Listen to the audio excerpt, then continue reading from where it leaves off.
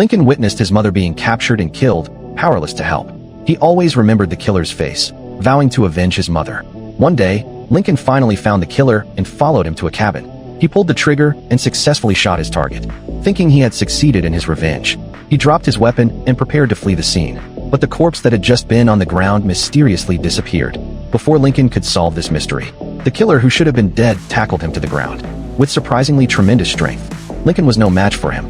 Just when it seemed he would die there, a mysterious man suddenly appeared at the critical moment, casually throwing the killer away.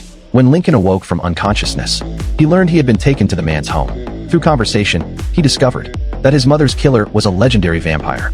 Fortunately, he had encountered Henry, a vampire hunter. Otherwise, he surely would have died last night. Having witnessed Henry's abilities, Lincoln immediately begged Henry to train him as a vampire hunter too. To become a qualified vampire hunter, Lincoln specially coated his axe with silver, wanting to rely on absolute strength to avenge his parents.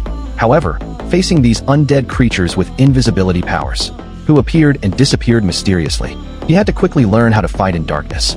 But Lincoln, not yet adapted to the darkness, was beaten black and blue every time, relying entirely on his strong willpower to persevere.